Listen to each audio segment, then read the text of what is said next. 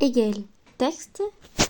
Parce qu'il est esprit, l'homme a une double existence. Les choses de la nature n'existent qu'immédiatement et d'une seule façon, tandis que l'homme, parce qu'il est esprit, a une double existence.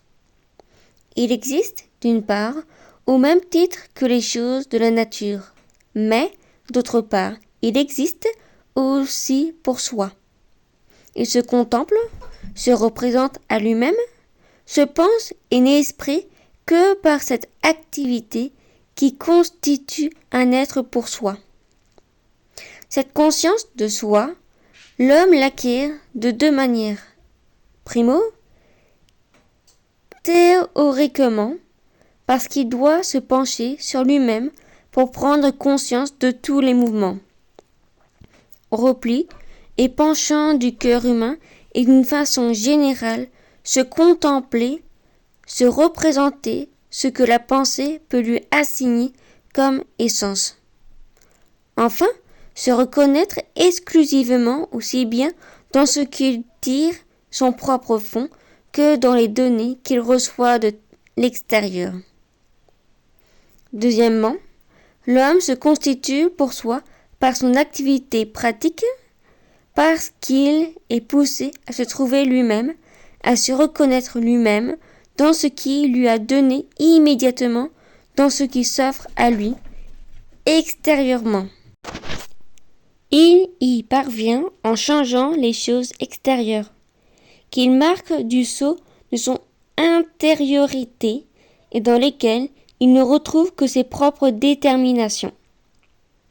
L'homme agit ainsi, de par sa liberté de sujet, pour ôter au monde extérieur son caractère farouchement étranger et pour ne jouir des choses que parce qu'il retrouve une forme extérieure de sa propre réalité. Ce besoin de modifier les choses extérieures est déjà inscrit dans les premiers penchants de l'enfant.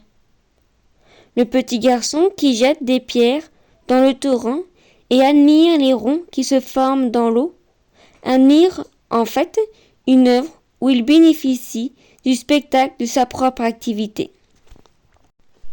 Fin du texte. Hegel, Esthétique, 1835, texte choisi, traduction de S. Zinkelevitch. J'espère que vous avez apprécié d'écouter ce court texte de Hegel qui date de 1835.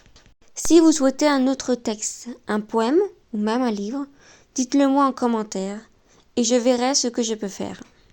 N'hésitez surtout pas à vous abonner et activer la petite cloche pour recevoir les notifications tous les samedis sans exception pour savoir le texte, le poème ou bien le livre qui a été lu. Merci à vous et peut-être à la semaine prochaine.